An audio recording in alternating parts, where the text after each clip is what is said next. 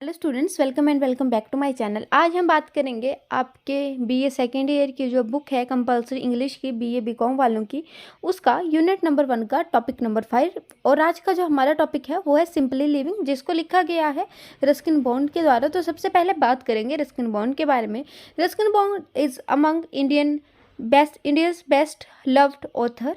He is fascinated by everything Indian, the Indian people, the Indian customs, and the land of India. Everything find a loving expression in his writing.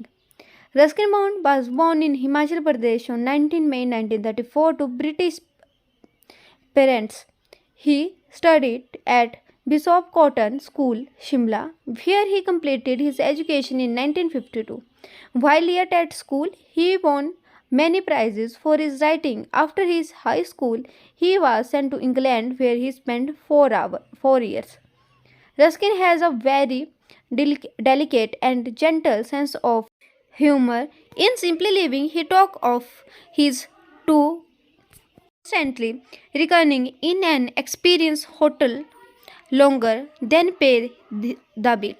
But fortunately, he says he wakes up before the bill is present. जो Ruskin bond है वो भारत के सबसे प्रिय लेखकों में से एक हैं। उन्हें जो है भारत की हर चीज़ से प्यार है, भारत के लोगों से, भारत के रीति रिवाज से और भारत की भूमि से। हर भारतीय चीज़ की उनकी रचनाओं में काफ़ी सुंदर रूप से जो है उनके द्वारा अभिव्यक्त या उनके द्वारा प्रस्तुत किया गया है। उनका जन्म 19 मई 1934 को हिमाचल प्रदेश में हुआ और उनकी जो स्कूलिंग थी वो शिमला से कंप्लीट हुई। और उन्होंने स्कूलिंग शिमला से कंप्लीट करने के बाद जो है वो इंग्लैंड चले गए थे। The other recurring dream related to his falling from a height, but there again he walks up before hitting the ground. Ruskin Bond records some very his observation on his turning 50. Ruskin has a great fascination for the flora and fauna. It is his fascination that lends a unique charm and freshness to his writing. Ruskin enjoys the beauty of every flower, bush, and tree. He knows every flower by its name. He knows their various colors and shade. He feels so meditated with them. He loves the beauty of cloud and enjoy the hailstorm. He says it hailed marvels for half an hour, nothing like a hailstorm to clear the sky.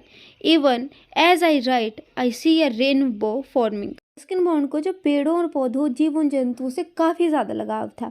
यही लगाव जो उसकी रचनाओं में अद्भुत और सुंदरता और ताजगी प्रदान करता है।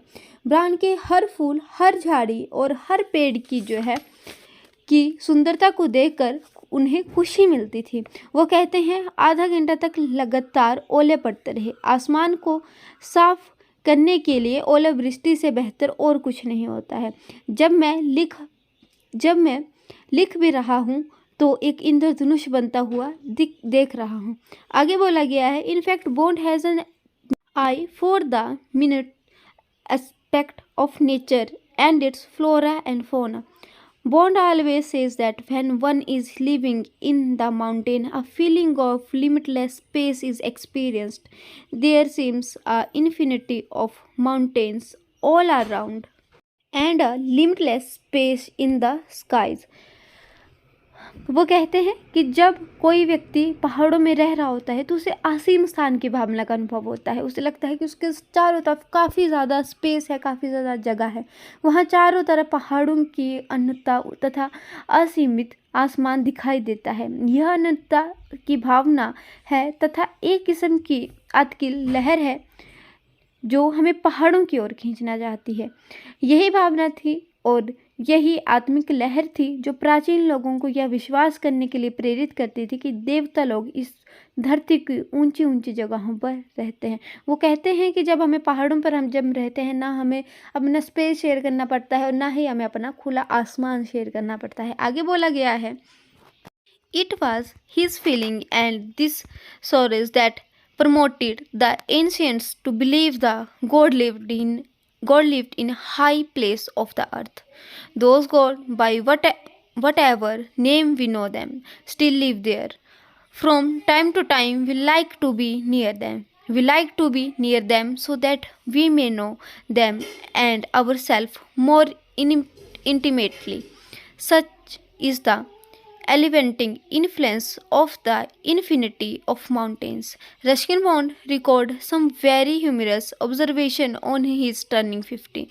The diary entry he makes on the day of the completing 50 years says, completed my half century and launched into my 51st year. Then he goes on to add that 50 is a dangerous year for most men. He says that if one feel in love at this age of 50, he has to suffer inner turmoil and then disappointment is love is also a cert. वो कहते हैं, starting में उन्होंने बोला कि जो देवता हैं वो ऊंचे ऊंचे पहाड़ों में रहते हैं, वे देवता लोग हम उन्हें किसी भी नाम से जाने अब भी वहाँ रहते हैं। समय पर हम उनके समीप जाना चाहते हैं, हम उनके और नज़दीक जाना चाहते हैं ताकि हम उन्हें और स्वयं को ज़्यादा अच्छे से पहचान सके। ऐसा प्रभाव होता है पहाड़ों का व्यक्ति के जीवन पर। आगे बोला गया है कि उन्होंने अपने 50 वर्ष की आयु का होने पर कुछ बहुत ही हास्यपूर्ण बातें दर्ज करता है। अपने 50 वर्ष पूरे करने वाले दिन अपनी डायरी में बातें नोट करते समय वे लिखता है, अपना आधा शतक पूरा कर लिया तथा 51 वर्ष में प्रवेश कर लिया। फिर वे आगे लिखते हैं कि अधिकतर पुरुषों के लिए 50 का वर्ष जो है एक खतरनाक वर्ष होता है, क्योंकि इसलिए वह हास्यपूर्वक ढंग से हमें समझाता है कि हमें 50 का होने का फान जाना चाहिए। वे कहते हैं जितनी जल्दी हो सके 51 का हो जाइए, आप स्वयं को अपेक्षाकृत शांत स्थिति में जो है वो पाएंगे। वो कहते हैं निराश भी लगभग गारंटी हो जाती है।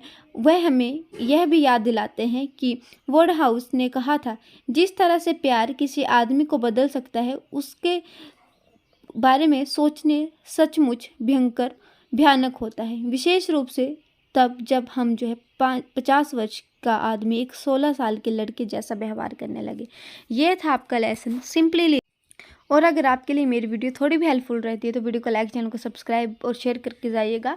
और इस साथ ही साथ में आपको इस कंप्लीट बुक के नोट्स का लिंक जो है वो PDF के फॉर्म में या तो डिस्क्रिप्शन बॉक्स में या कमेंट सेक्शन में प्रोवाइड कर दिया जाएगा। साथ ही साथ में कंप्लीट वीडियोस का लिंक भी प्लेलिस्ट के रूप में। अगर आपके लिए वीडियो हेल्पफुल रहती है तो प्लीज़ एक लाइक करके जाइएगा। Thank you for watching students.